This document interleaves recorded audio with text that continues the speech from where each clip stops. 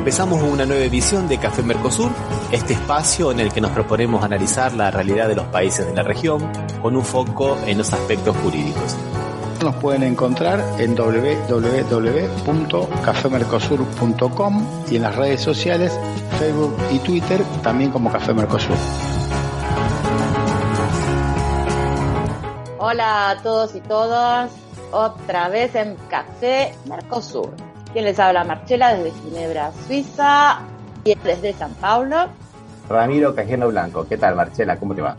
Bien, estoy bien y vamos ya, porque la gente está impaciente, a presentar a nuestro invitado, el abogado y ex juez de la Cámara Federal, Carlos Rosansky. ¿Qué tal, Carlos? ¿Cómo estás? Bien, Marcela, un placer y gracias por la invitación. Ramiro, buen día, un placer. El placer es nuestro, el placer es nuestro. Bueno, te tenemos acá por muchas cosas. Queremos saber un poco, bueno, sabemos que Macri tiene 173 causas denunciado, donde vos también has planteado algunos dossiers, ¿no?, para denunciarlos.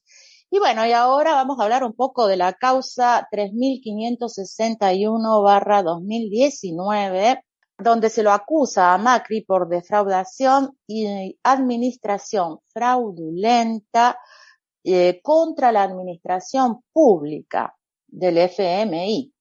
¿Cuáles son las posibilidades políticas que tenemos para no pagar o para pagar este dinero que Argentina le debe y que en realidad este dinero no se usó para fondos políticos del Estado, sino que fueron cuentas muy personales?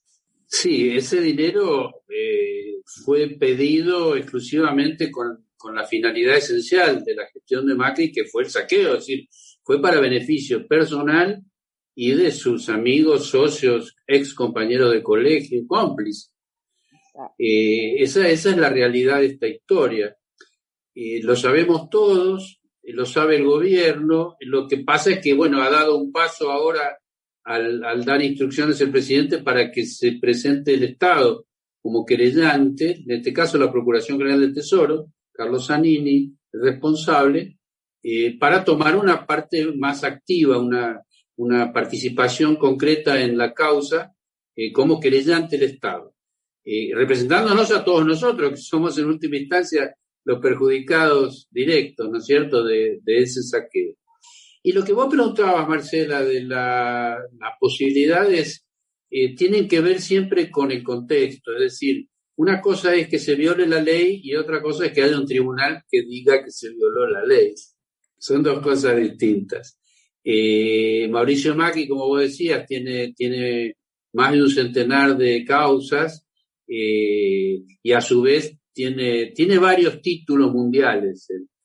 En primer lugar, es el único personaje en el mundo que, sospechado de pertenecer a una mafia, a una organización mafiosa, concretamente, de manera orgánica, accede a la presidencia de un país, ¿se entiende? Esto es un récord mundial.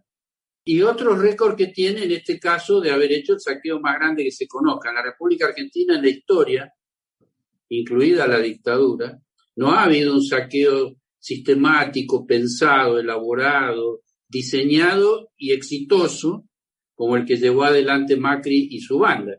Estas son verdades que, si no las aceptamos, se va a distorsionar la posibilidad de poner en su espacio adecuado, desde lo legal, la actitud de Macri, porque cuando están atomizadas las causas, cuando la cantidad enorme de delitos que él cometió están dispersos en todo el país, donde una parte de esa justicia sabemos que es corrupta, porque fue cómplice de Macri durante esos 4 años, entonces obliga, a mi entender, a tener una mirada más en perspectiva, decir, bueno, ¿cómo hacemos con esto?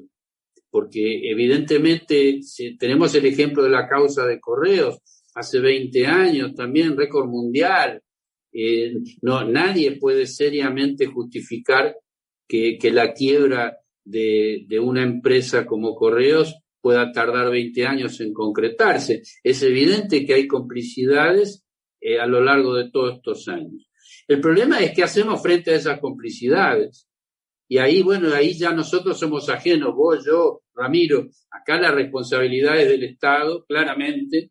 Y bueno, y los tiempos que vienen nos irán diciendo cómo asume esa responsabilidad.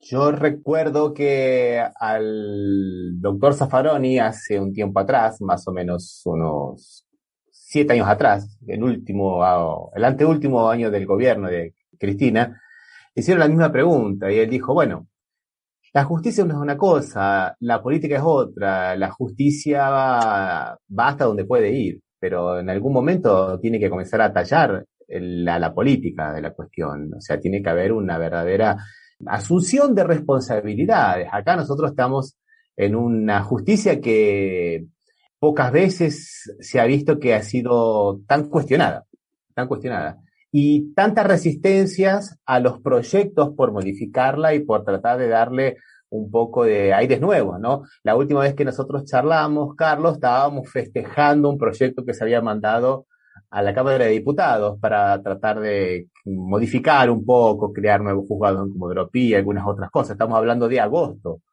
y no ha pasado nada hasta ahora, ¿no? Se me hace muy complicado ese panorama político, ¿no, doctor Rosansky? Claro, ese proyecto tenía sentido y lo festejamos en el momento en que sucedió. El tiempo nos pone en una realidad distinta. Ese es un proyecto que no era de reforma, sino que era de algún tipo de mejora, al incrementar la cantidad de juzgados, de cámaras federales, pero de ningún modo iba a revertir el núcleo corrupto de ese poder judicial que se mantiene intacto. Fíjate, Ramiro, que la única modificación fue la muerte de Bonadío. Sí. Pero el resto de ese grupo criminal, tal vez encabezado, es decir, tiene varias cabezas, pero bueno, Carlos Stornelli es uno de los exponentes importantes de ese grupo delictivo, está en su despacho mientras nosotros estamos conversando. Es decir, es evidente que aquel proyecto de reforma del año pasado no logró ningún tipo de objetivo, porque ni siquiera fue sancionado en el Congreso de la Nación, salvo media sanción, y al mismo tiempo no se nota, por lo menos yo no observo, una voluntad concreta y genuina de una reforma profunda del Poder Judicial. Y sabemos que sin esa reforma profunda vamos a seguir teniendo a Stornelli en su despacho, a Irursum, a Bruglia, a Bertuzzi, y podríamos estar toda la mañana nombrando gente.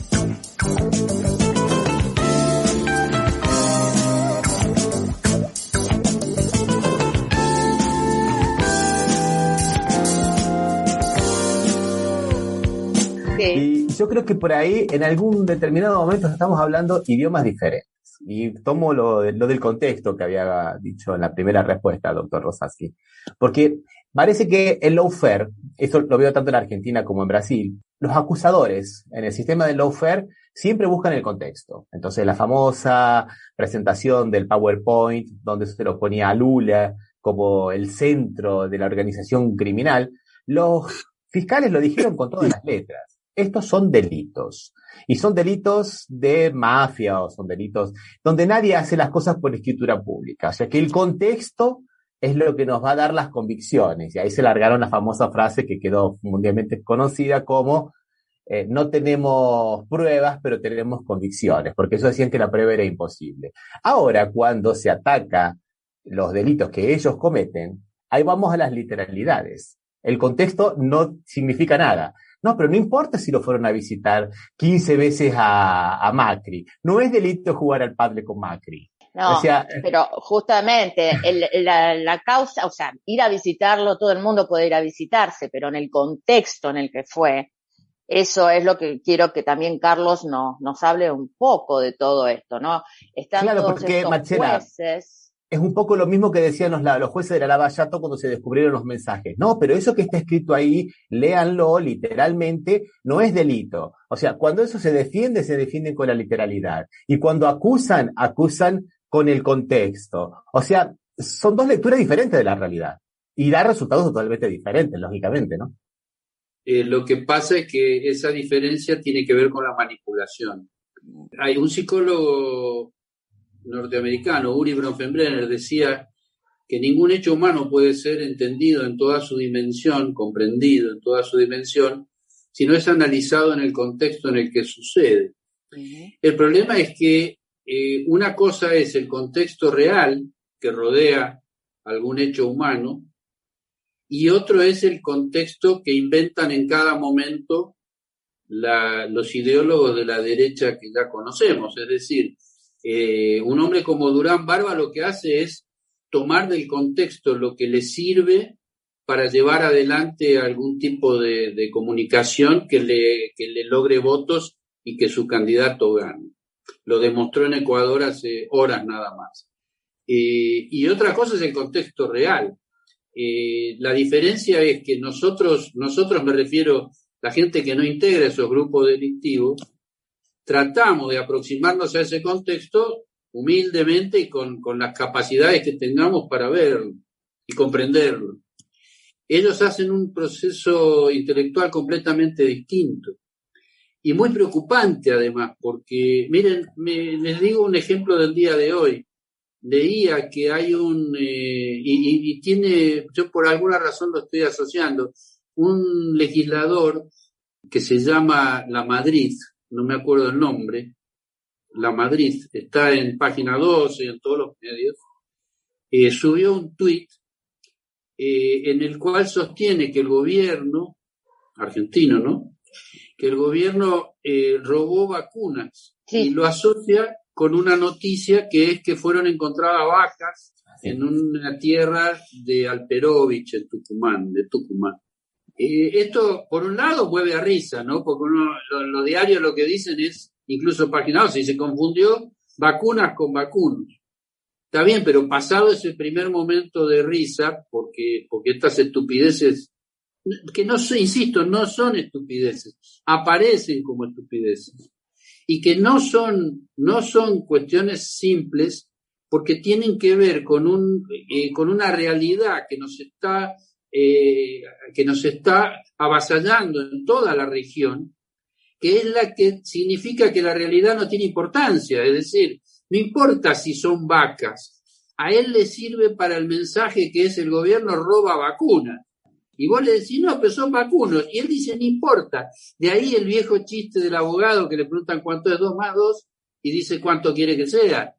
Entonces, esa manipulación que ellos llevan adelante, que en el caso de la banda delictiva de Macri, comenzó incluso, si bien en lo personal él la comenzó hace 30 años, pero desde el punto de vista de la actualidad, esto comenzó en el 2015, cuando contrata a Cambridge Analytica de Inglaterra y a esa empresa le solicita que le den una información que le permita manipular la opinión pública en el porcentaje necesario para ganar las elecciones. Acá hay que aclarar que ese tipo de empresas no te garantizan que vos vas a ganar un 50% de votos. Lo que te garantizan es el porcentaje de diferencia necesario para ganar, que en el caso de la Argentina no es más que el 2 o 3%, como sucede en muchos países del mundo. Entonces, cuando Macri contrata con su gente a esta otra banda, que es la de Cambridge Analytica, que quedó al descubierto, incluso ellos han interferido y con éxito para que ganara Donald Trump, para lo cual mostraron a Hillary Clinton como corrupta. Resulta que ella no fue nunca corrupta, pero no importa, porque lo que interesaba era mostrarla como corrupta e incluso hacían un juego de palabras con una palabra en inglés que la dibujaban a ella con esposas y las esposas se asociaban con corrupto. No recuerdo ahora cuál es la palabra exacta, pero está en internet. Y con eso jugaban en la publicidad, la mostraban a ella y mostraban esposas de presos. Y entonces ahí había un porcentaje de gente que lo asociaba, terminaban concluyendo que Hillary es una corrupta y votaban a Trump. Es decir, no es que todos los que votaban a Trump creían esto, porque no hace falta, lo que hace falta es un 2, 3, 5% y se pone en un país al hombro. Es decir, creo que desde esos lugares es que hay que tratar de entender la gravedad. Cuando un inútil como este legislador está diciendo que se robaron vacunas, cuando lo asocia con una nota periodística que dice vacunos, Él puede ser un idiota, muy probablemente sea un idiota. El problema es que es un idiota malo, o sea, que está falseando esa realidad. Y ahí entonces ya es más peligroso todavía. ¿Cómo? Lo que pasa es que en ese caso, en esa noticia, y está muy bien eso de lo que estaba apuntando, doctor, no importa tanto las vacunas, importa la palabra robo, porque hay una especie de 7 u 8 palabras que son, digamos, significantes tóxicos. Cuando se producen, crispa a un sector de la sociedad. Venezuela, Cuba, robo, se robaron todo. Bueno, esas palabritas, dictadura, esas palabritas las podemos ver casi siempre en todos los mensajes, tanto de los periodistas como de los políticos, y necesitan ser reactualizadas. En esa reactualización se llega al absurdo, por ejemplo, de confundir vacunos con vacunas, ¿no? Pero lo importante es ahí la palabra robo. Absolutamente de acuerdo, y así fue todos esos años, sigue siendo, y es el objetivo comunicacional. A mí me pasó algo con mi propia hermana, que conversamos hace un tiempo sobre Macri, porque ella tenía un negocio de 70 años familiar, ¿no? De mi padre, cuando vivía, y se fundió en el gobierno de Macri. Entonces, conversando hace un tiempo, le dije, ¿no? Que se fundió, que cómo fue, que si no tenía que ver con Macri. Entonces me dijo que sí, pero que lo peor era que ella, pues le digo, pero vos votaste a Macri, es decir, te fundiste con Macri, pero vos lo habías votado. Entonces me dijo, y sí, porque a ella no la podía votar. Entonces le dije, esto es un diálogo textual, le digo, pero ¿y por qué? Dice, porque se robó todo. Entonces, insisto, esto es muy cercano a mí. Entonces le digo, pero ¿cómo sabés? ¿Y saben qué me dijo? Porque lo saben todos. Claro, los medios, ¿no? Los medios de información que están también pagos e involucrados con Mauricio Macri y toda esa mafia que informan mal.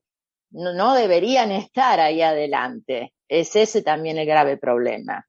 Claro, pero no informan mal por error, sino que forma parte de todo un gran negocio de comunicación dirigida a eso, y que son la misma gente que se quedan 40 años atrás con tortura, secuestro y muerte, con papel prensa, y hoy siguen fabricando noticias falsas. Es decir, acá hay también un problema muy, pero muy grave. El lawfare que mencionaba Ramiro no hubiera sido posible si no hubiera tenido la pata mediática, es decir, sin los medios hegemónicos no se hubiera podido perseguir de esa manera y saquear el país. ¿Por qué? Porque era la comunicación necesaria para que la gente termine diciendo Cristina se robó todo, por ejemplo. Tengo una preguntita de Laurita. Dice, ¿qué hubiera pasado mediáticamente si fueran peronistas? No, el peronismo no te excluye de la posibilidad ni de ser corrupto, ni de mentir, ni de nada. Acá lo que estamos diciendo es que quienes han llevado adelante esa política de saqueo fue Mauricio Macri con su banda. Es una cuestión delictiva. En este caso tiene una pertenencia partidaria determinada que estaba pensada con anterioridad. No nos olvidemos de dónde viene Macri, incluso a nivel de su propia formación educativa. Tiene una pertenencia de clase, tiene una pertenencia social que lo llevó a gobernar el Club Boca Juniors y a involucrarse en cuestiones muy sucias dentro de lo que es el manejo deportivo, en la compra de jugadores colombianos, etcétera. Es todo una historia muy interesante que está escrita. Y luego lo hace desde el gobierno de la ciudad, y luego llega, insisto, por primera vez en la historia, personaje sospechado de integrar orgánicamente una mafia, y termina gobernando el país. Entonces, no se llega de un día para el otro, es todo un proceso, y lamentablemente no ha habido en todo ese trayecto hasta el día de hoy, salvo en las elecciones de 2019 que se pudo lograr esa diferencia, que insisto, no es el 50%, es un 3-4% de diferencia, como para que este hombre no vuelva a ganar las elecciones. Pero nosotros es como las vacunas actuales. Nosotros todavía no hemos desarrollado los anticuerpos suficientes como para que ese mensaje mediático, mentiroso, delictivo, ojo, criminal, porque no hay que ser suave cuando uno trata de calificar a los diarios que te ponen titulares falsos todos los días, y el gobierno al día de hoy no logró articular una respuesta adecuada, desde mi punto de vista, para neutralizar ese tipo de manipulación. ¿Y cómo hacer para neutralizarlo? Eso también es una de las preguntas. ¿Y cómo hacer para neutralizar eso? ¿Qué va a pasar en el futuro? ¿Cómo cambiamos esa cámara de jueces que tenemos ahora corruptos? ¿Cómo hacemos todo eso? Mira, claramente son decisiones políticas, Marcela. Néstor Kirchner en el 2003 con un, 22% de los votos, estamos hablando la mitad de lo que tuvo Alberto y Cristina, tomó decisiones que modificaron una parte de la historia de nuestro país, porque permitieron los juicios por delito de lesa humanidad al modificar la composición de la Corte, al denunciar a la Corte. Y actualmente el gobierno considera que la Corte son buena gente, y sabemos que no son buena gente. Le acaban de dar una muestra de que no son buena gente, le han corrido traslados sobre la demanda que le hizo Larreta por la coparticipación, en tiempo prácticamente rapidísimo, ¿no? Porque se esperaba que este tema fuese más adelante. A 2 semanas de haber cambiado el ministro le corren traslado, ¿no? Le va a haber una primera audiencia, ¿no? Entre los abogados de la Municipalidad de Buenos Aires y de la Nación, por el tema de la coparticipación, ¿no? O sea que la Corte le ha dicho, sí, somos competentes y vamos a llevar adelante esta demanda, ¿no? O sea, es todo una señal política, ¿no? Ramira, la Corte aceptó el persaltum de Bruglia y Bertuzzi y rechazó realmente de manera ofensiva el recurso de Amado Boudou. Es decir, ese doble estándar que tiene nuestra Corte Suprema es producto de la composición de la Corte Suprema, es producto de la historia de esta Corte Suprema. 3 de sus miembros votaron en 2-1, 2 de sus miembros aceptaron ser designados por decreto.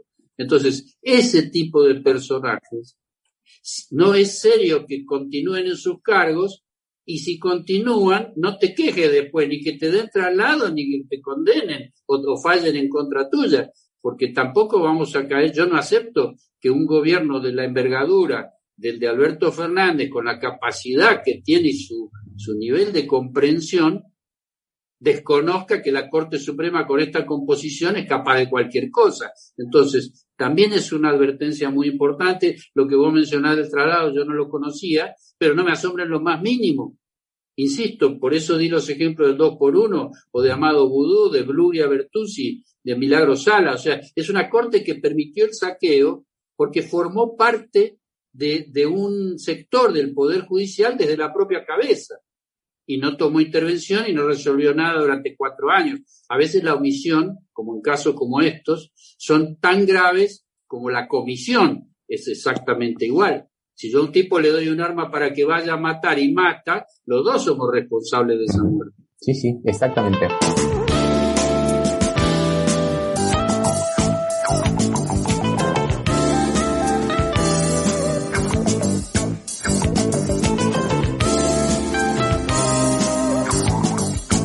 Tenemos muchos comentarios de compañeras. Dicen que Mónica Melman, que le mandamos un fuerte saludo a nuestra compañera. Un abrazo grande, amor.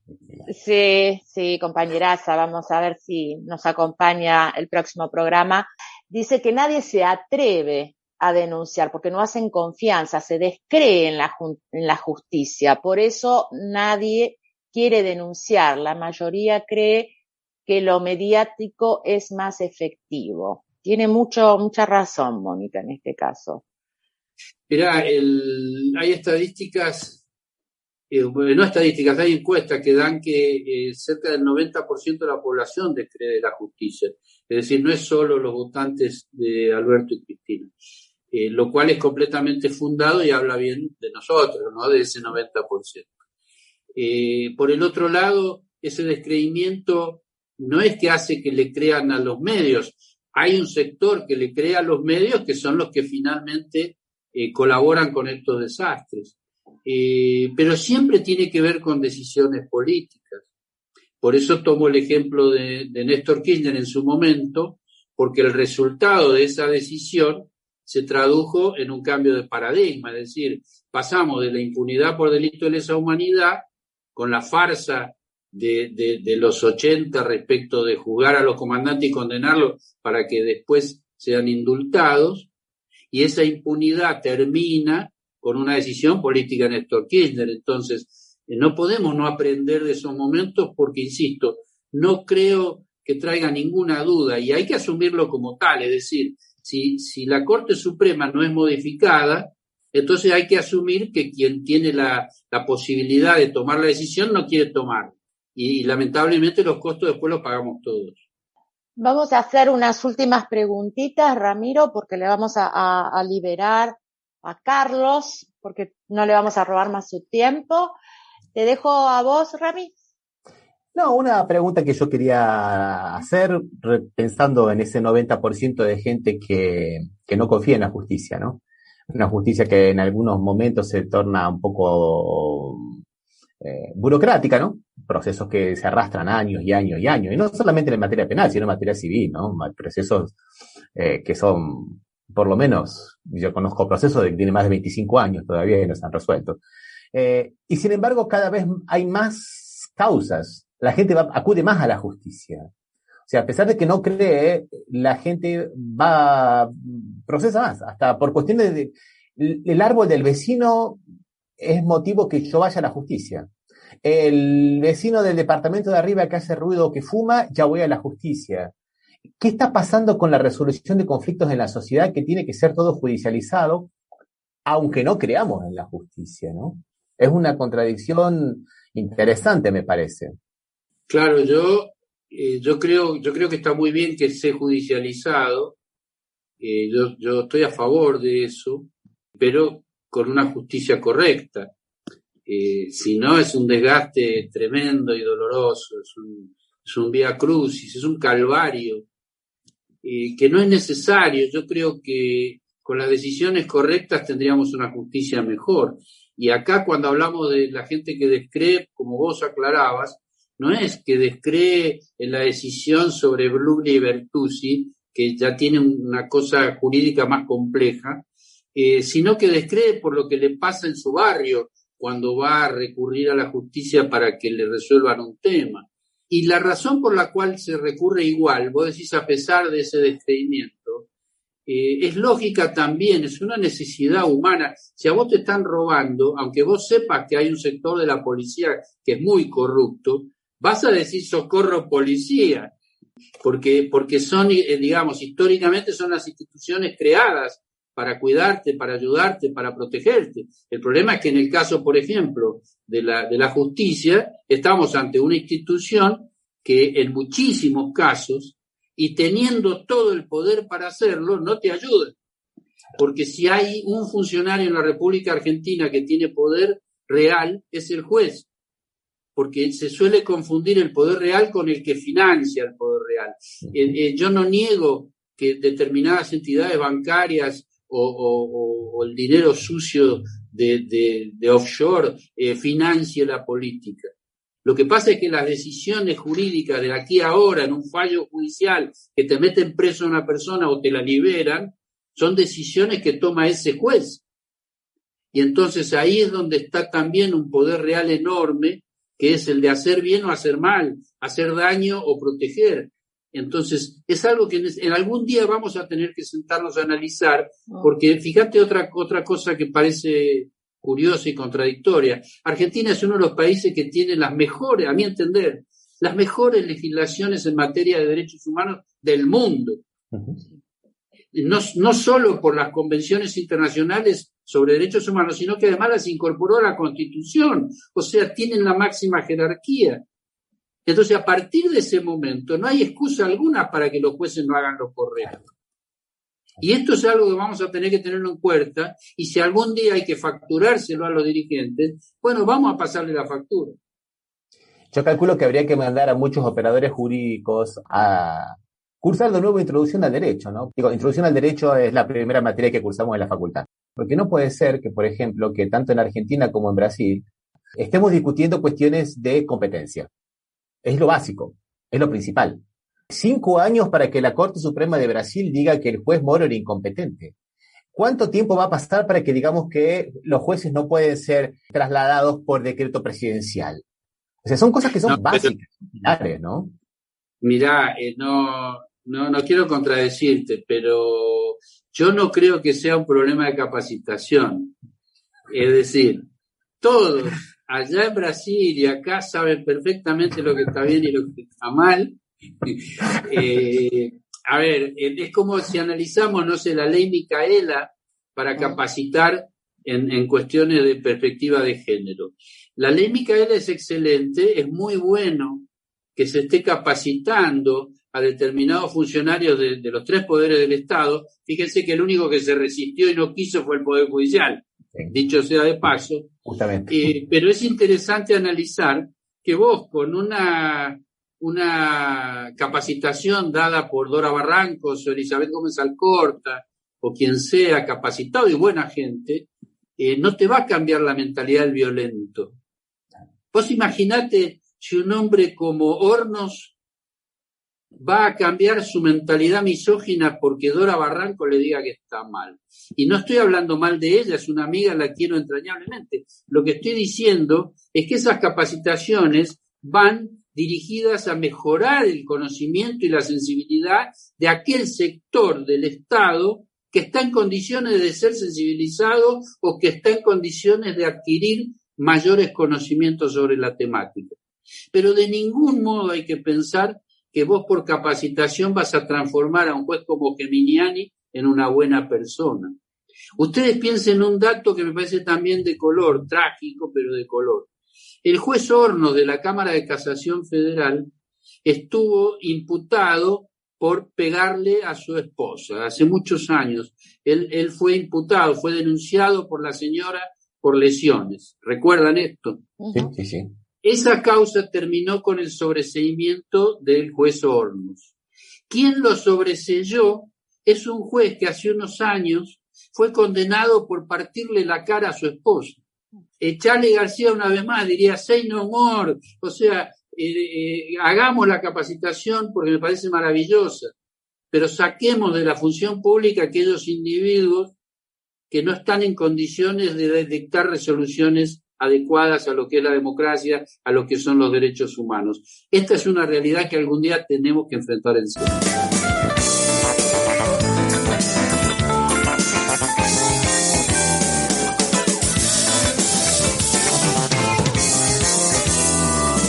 Yo quería saber una cosa. Con todas las acusaciones que tiene en este momento Mauricio Macri, ¿no tendría que estar en prisión preventiva hasta que se termine de investigar? En condiciones normales de administración de justicia, por supuesto, porque él, por muchas razones, es más peligroso que la mayor parte de la gente que está en las cárceles.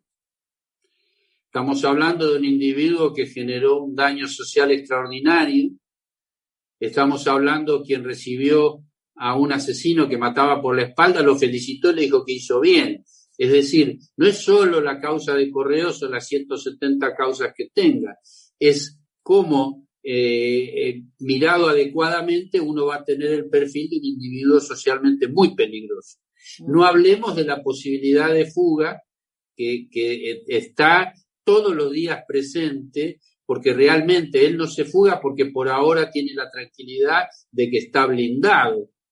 La prueba es que, salvo Bonadío, que falleció, todo el resto de quienes lo han protegido siguen estando en sus despachos. De modo que, a tu pregunta, no tengo ninguna duda que él debería estar en prisión. Hay muchísimas razones jurídicas, no políticas, jurídicas, pero esas razones jurídicas tienen peso si hay un contexto judicial que las valore de la manera que nosotros entendemos correcta. Entonces, volviendo a lo de Ramiro, lo que dicen ahora de Lula está bien, pero mientras tanto lo metieron en cana, ¿entendés? O sea, esa es una realidad que, insisto, tendemos a olvidarla porque hay tanta especulación política todos los días y en todos los sectores políticos. que a veces están demasiado tiempo contando por otros a ver cómo le va a ir en un proyecto de ley en lugar de tomar la decisión y después que se la arregle el Congreso. O sea, tenemos que hacer una fuerte presión al gobierno o a la Cámara, al Congreso, para que ya cambien los jueces y luego los jueces dicten prisión preventiva a Mauricio Macri hasta que se le termine de investigar todo lo que tiene y se lo meta adentro con todas las causas que hizo. Mirá, Marcela, la reforma judicial seria, profunda, que todavía no se hizo ni se propuso, es imprescindible. Yo lo planteé, lo publiqué cuando asumió Alberto, que era el desafío más grande que tenía era democratizar la justicia. Pero es porque es el camino, es el instrumento adecuado. La política lo que puede hacer es viabilizarlo a partir de denuncias, a partir de leyes que amplíen la Corte Suprema. O sea, hay muchos caminos. Pero primero la decisión política de hacerlo, y una vez que está terminado ese trabajo y con una justicia adecuada y verdaderamente democrática, muchos de ellos van a seguir siendo los jueces actuales, que son muy buenos, juezas, fiscales, pero otros se tienen que ir, y si no se van, olvídate, no solo ya que Macri esté preso, no es el único. Macri lidera una banda muy importante, tal vez la más grande que hubo en la Argentina, y sin duda en democracia la más grande que hubo, sí, que realizó el saqueo más grande de la historia, incluyendo la dictadura, y sin embargo está disfrutando en su reposera. Entonces, evidentemente esos cambios deben producirse. Insisto, Alberto Fernández es una persona que tiene, a mi entender, los conocimientos, la capacidad y la sensibilidad necesaria para tomar esas decisiones. Desconozco los factores por los cuales se demoran las decisiones, porque no es ni tarea mía, ni tuya, ni de Ramiro. No lo sabemos, no lo podemos saber. Pero por lo menos yo tengo la tranquilidad de que si hubiera voluntad de resolverlo, las condiciones están dadas, tanto en Alberto como Cristina, por supuesto, y el tiempo nos va a decir si eso va a ser posible. Esperemos que sí. Y bueno, el pueblo lo único que nos queda es hacer presión y pedir a grandes gritos que sea ya la reforma judicial. Ramiro, última pregunta. No, solamente quería agradecerle, doctor, por su tiempo. Sabemos que tiene una agenda bastante llena, siempre es un verdadero placer charlar con usted. Y bueno, algunas reflexiones finales con estos tiempos de la justicia que se van presentando de esa manera, digamos, tan electrocardiograma, ¿no? Un día tenemos una buena noticia, un día tenemos una pésima, otra un poquito mejor, otra mal, que de alguna manera nos conmueven todos los días, ¿no? Sin duda, pero están todas sobre la mesa, Ramiro. La noticia de hace unos días de que el presidente instruyó a la Procuración General del Tesoro para querellar en la causa por la fuga de capitales, la defraudación del préstamo al Fondo Monetario Internacional, yo en ese momento publiqué un tuit de que para mí, estoy hablando desde mi punto de vista, fue la decisión política más importante que tomó el presidente de la Nación desde que asumió. Ahora, yo lo digo desde mi experiencia en la justicia, porque me doy cuenta en lo personal de que ese tipo de decisiones nos está abriendo un camino muy importante. No es lo mismo un gobierno que solo dice que está mal lo que pasó con el fondo, que el que da instrucciones para querellar. Querellar significa involucrarse como parte, y nos está poniendo a todos nosotros como parte, porque somos los damnificados. Entonces, por lo que vos decías, Ramiro, esas son noticias buenas, y no modificar la Corte Suprema, por ejemplo, son noticias malas. La mezcla de eso, esperemos, como decía Marcela, que nos dé un futuro auspicioso. Yo espero que sí, apuesto a eso, y ojalá, y además, miren, lo próximo van a ser las elecciones, y también lo adelanto, si se logra tomar las decisiones correctas de acá a las elecciones, se va a obtener mayoría, y si se obtiene mayoría parlamentaria, va a ser mucho más fácil tomar las decisiones correctas. En uno de tus Twitter dijiste, es el principio del fin de la impunidad. ¿Te parece? Respecto de, no te olvides que esto no está tomado sobre una causa, parques eólicos, autopistas. las enormes estafas que cometió Macri, sino que acá la querella es sobre una deuda inédita en el mundo. Entonces, es en ese sentido que a mí me parece que fue una decisión política extraordinaria y es la que a mí me parece que el futuro es auspicioso. Sin eso no podemos hablar de avanzar. Con eso me parece que se facilita un poco ese camino y bueno, y ojalá que así sea. Ojalá. Carlos Rosansky, el doctor Carlos Rosansky, con nosotros. Te agradecemos enormemente tu visita. Las puertas de Batuque en la Cocina y de Café Mercosur siempre están abiertas para vos. Vení cuando quieras y muchísimas gracias. No, a ustedes, Marcela, Ramiro, un abrazo grande y nos vemos en cualquier momento. Te esperamos por Ginebra, eso seguro. Dale. Por San Pablo. Dale. Un abrazo grande. Igualmente, suerte. Vamos a ir a una pausa musical y luego...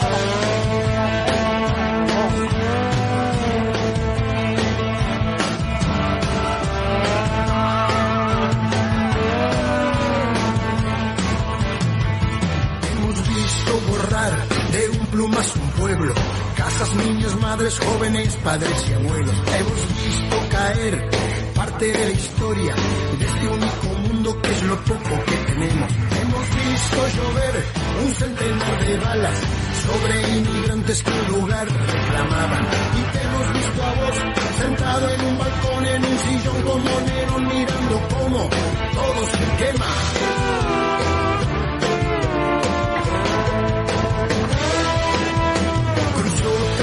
A San Diego al fin llegó, se llama Elizabeth, es del Salvador. Lo que quedó de ella se juntó con su familia, lo que quedó de ella un abrazo recibió, lo que quedó de ella un año nuevo festejó, lo que quedó de ella lo empujaron en un avión. Gracias a un soplón, sentado en un balcón, en un sillón como Nerón, mirando cómo todo se quema.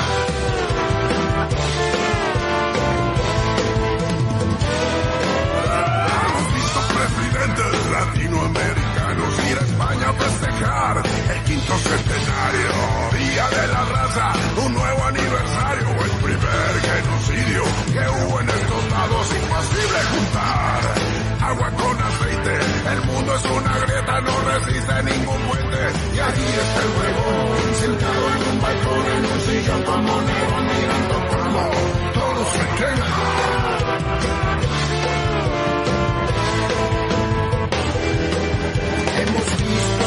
Arrogantes futboleros, creer que todo el mundo está pendiente de lo nuestro. Ansiedad, paranoia, síndrome de Estocolmo, victorean a los chorros que otra vez se llevan todo. ¿Quién se quedó con el dinero que gasté? Pegando estampillas en mi libreta de ahorro. ¿Y a dónde está el ladrón? Sentado en un balcón, en un sillón con Nerón, mirando cómo todo se quema.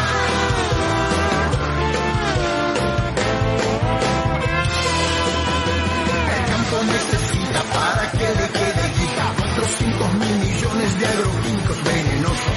Hay quienes envenenan lo que entra por la boca, hay quienes envenenan lo que entra por la mente, hay quienes envenenan porque les da lo mismo todo, hay quienes envenenan votando mal a un presidente. Y aquel se hizo troll, sentado en un balcón, en un sillón como Nerón, mirando cómo todo se quema.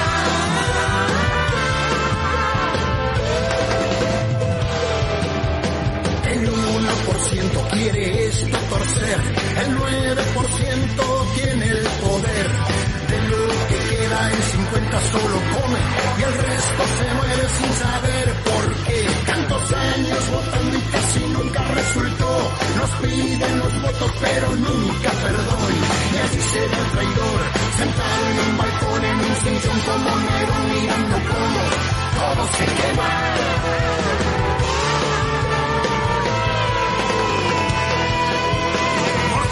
La máquina, el búmetro al rojo, y vino esta guadaña y lo bajó un poco. Dejó al descubierto la gente de mierda que siempre odió a pobres, enfermos y viejos. Hoy 20 de noviembre de este duro 2020, viví 300 años pero cumplo 9, que estoy en mi balcón, sentado en un sillón con la Biblia y un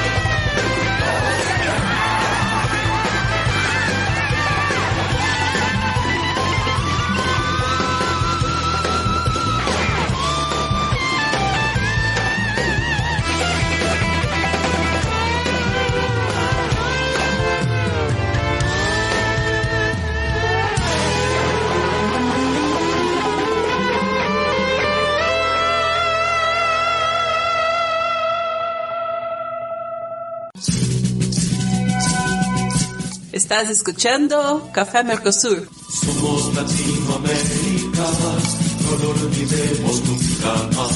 Somos Latinoamérica, no lo olvidemos nunca más. Somos Latinoamérica. Seguimos ahora sí en Café Mercosur. Yo creo que fue muy claro Carlos Rosansky, ¿no es cierto, Ramiro? Bueno, Carlos siempre es claro, digo, y se puede conversar de cualquier cosa con Carlos. Eso es una cosa muy interesante porque se puede hablar de lingüística, se puede hablar de política, sí, se puede hablar de medio de comunicación. No se habla únicamente de género. De género.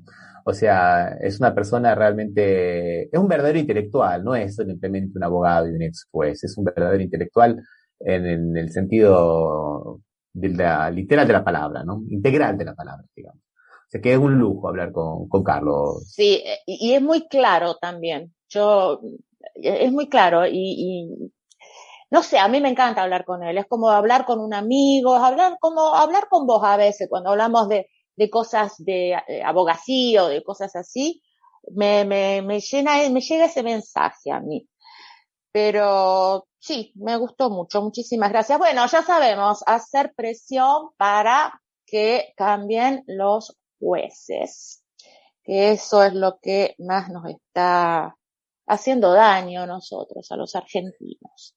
Yo creo que por ahí una cosa que dijo Carlos, que me hubiera gustado poder conversarlo un poquito más, es que me parece que nosotros le tenemos un poco de miedo al sistema judicial y no criticamos lo suficiente a los jueces y al sistema. Y creo que no hay que tenerle tanto miedo. Yo pienso, por ejemplo, en las actuaciones de algunos operadores excelentísimos, como fue la fiscal Boquín, que ella solita se le plantó y le paró todo la condonación de deuda por el correo a Macri. Ella sola. Claro que eso significó que le dieran vuelta la vida a cabeza para abajo, ¿no? Que le hicieron la vida imposible, pobre mujer. O, por ejemplo, a Gil Carbolo, que le hicieron que se metiera con la familia, como con la mafia. O sea, creo que nosotros, además de criticar, deberíamos crear una red, por lo menos entre nosotros, no sé si llámese justicia legítima, no sé si abogados por la democracia o amigos de la justicia, cualquier cosa, para también tratar de proteger a esa gente mediáticamente y tratar de crear nuestras propias redes, porque ellos tienen sus redes. Acá los juristas bolsonaristas están todos relacionados por WhatsApp y tienen acciones en conjunto. O sea, es interesante, ¿no? Nosotros creo que deberíamos aprender un poco de eso y crear nuestras propias redes de contención, ayuda y de potenciar las voces que nosotros queremos que sean oídas, ¿no? Porque también por ahí siempre decimos, no nos escuchan, siempre los medios hegemónicos dicen lo que ellos quieren, bueno, ¿y nosotros qué hacemos? O sea, alguna resistencia siempre es posible. Lo ha demostrado, como les decía, mucha gente. Yo puse a la fiscal Boquín, porque sí, pero hay mucha gente que desde su lugar, bueno, el juez Ramos Padilla, por favor. Esa es lo que yo te iba a decir. Hay una página de Facebook donde se llama Apoyemos al juez Ramos Padilla. Yo pienso que esa página u otra, como vos estás diciendo, tendremos que usarla para hacer presión en este momento, sí. Sí, no, inclusive dentro de las agrupaciones políticas de las universidades de Derecho, que es donde un poco se empieza a cocinar un poco la cosa, que después mañana serán jueces y fiscales, o no. O no. Depende. Pero digo, tratar de discutir ese otro tipo de resistencia articulada, ¿no? O articular algún tipo de resistencia, porque no son omnipotentes, son poderosos, pero no son omnipotentes, no son Superman, son... No, lamentablemente tienen en este momento el poder porque se lo han dado, pero hay que hacerlos bajar totalmente. Queremos libertad para Latinoamérica. Estamos ya cansados que nos pasen a llevar. Exigimos libertad para Latinoamérica. Vamos a hacer un breve comentario de la Patria Grande porque ya estamos con poquito tiempo, ¿te parece, Rami? Tuvimos una super jornada el domingo. Elecciones en Ecuador, elecciones en Bolivia y elecciones en Perú. Comencemos por cuál comenzamos, Marcela. Vamos a hacer un pequeño comentario de todas. Vamos a comenzar por las de Bolivia, ¿qué te parece? Bueno, como vos quieras. Bueno, vamos a comenzar por las elecciones en Bolivia. Eran elecciones departamentales, que era como si fueran en Argentina provinciales, o en Brasil estaduales. Y no eran en todos lados, era el balotaje, pero eran de las 9, eran 4. Y eran las más importantes, ¿no? Era Pando, La Paz, Chuquisaca y Tarija. Es muy importante, donde el MAS, de alguna manera, estaba luchando para mantener, digamos, una cierta hegemonía. Pero bueno, no, los resultados no han sido tan buenos. En La Paz perdió, pero perdió para él mismo, digamos, perdió para el espejo, perdió para su historia interna, porque Quispe, que el que ganó, también es un candidato aymara del movimiento Jayaya, que era del MAS.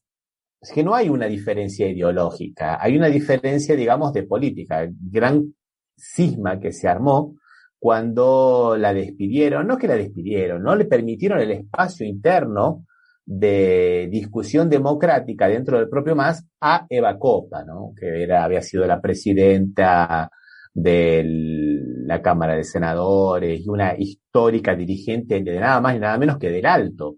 Hoy se presentó por otro partido, Jayaya, bueno, hoy no, fue en las elecciones de marzo, y ganó la intendencia del Alto. Y el Alto es históricamente del MAS.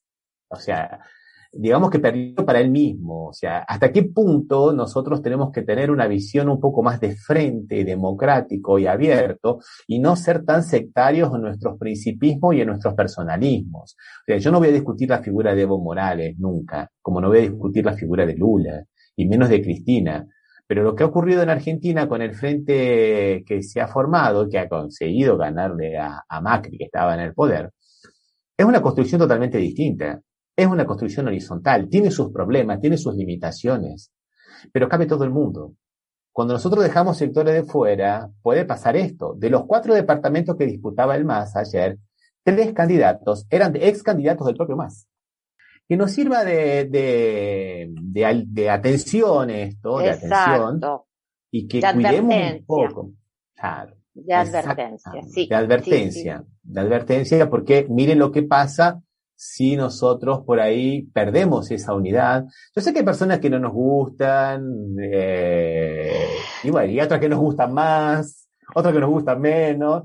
Pero es bueno, un frente, y este frente sirve para que la derecha neoliberal no vuelva. Eso es lo que tenemos que entender.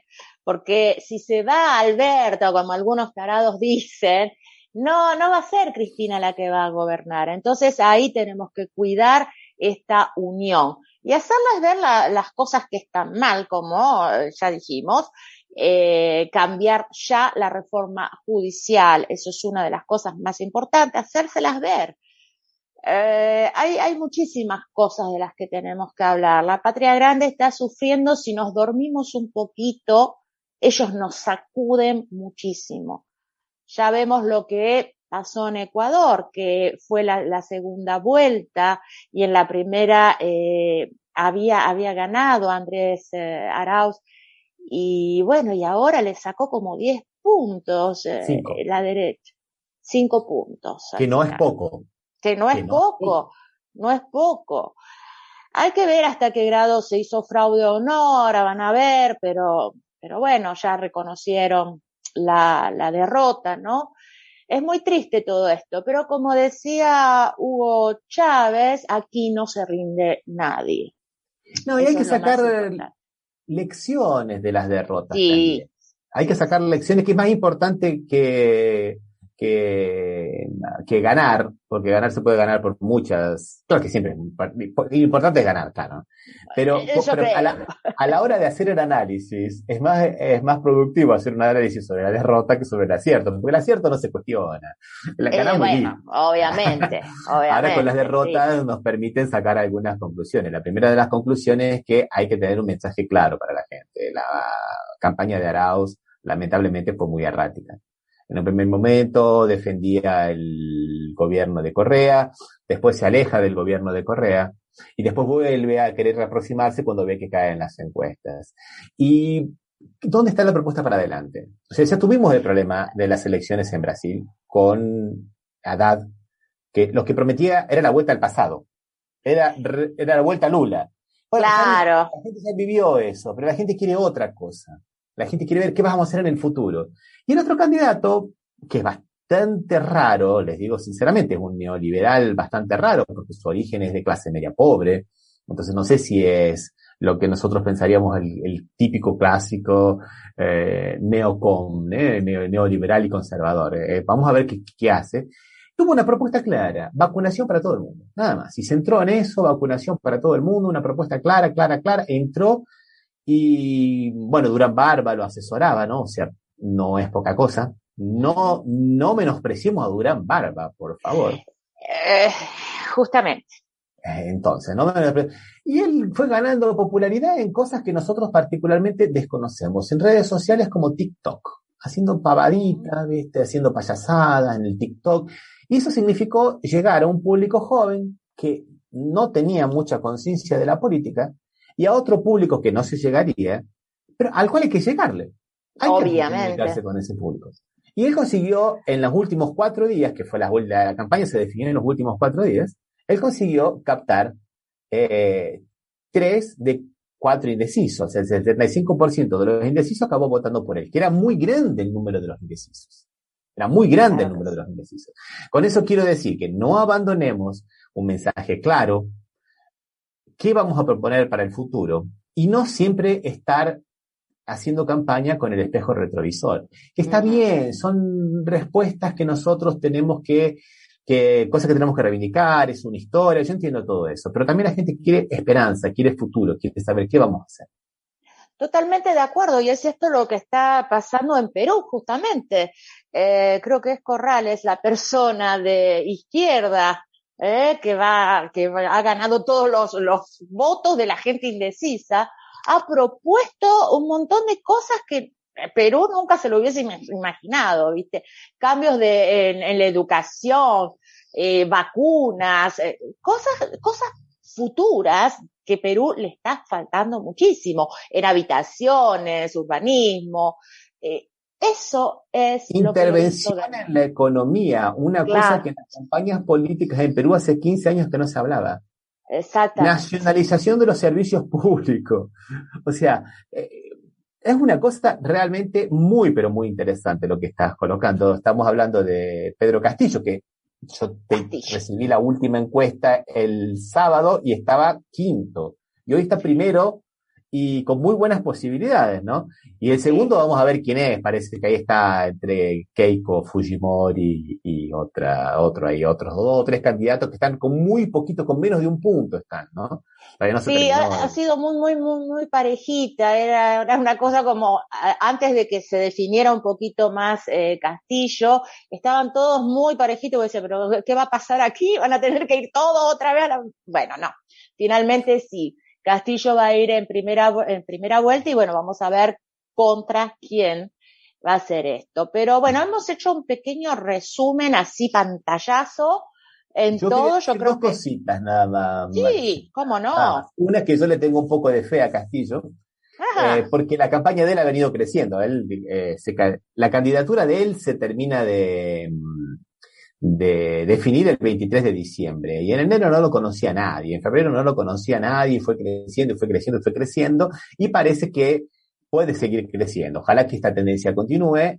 Y después llamar la atención de cómo son las manipulaciones de la información, ¿no? Porque hoy el diario La Nación, en la tapa, dice que la izquierda latinoamericana está en problemas. Y bueno, hasta donde yo sepa, se ha perdido en Perú, en Ecuador, digo, pero en Perú ha sido un resultado que nadie esperaba. Y como yo les comentaba, en Bolivia, los 4 departamentos, 3 departamentos eran de izquierda, de una izquierda o de la otra, o de Yalala o de el MAS, no dejan de ser de izquierda. Pero ellos aprovechan para hablar y tergiversar. Es que ellos la primera gotita que sale de la canilla aprovechan para decir, está perdiendo la canilla, está goteando, para que nosotros tengamos la impresión de que sí, se nos va la canilla por no sé por dónde, pero es eso, no nos dejemos influenciar. Totalmente de acuerdo, Ramiro, es muy importante lo que estás diciendo. Hoy hemos hecho un programa especial, diferente, ¿por qué no? Muchísimas gracias, Ramiro, nos vemos la semana próxima. Un abrazo, Marcela.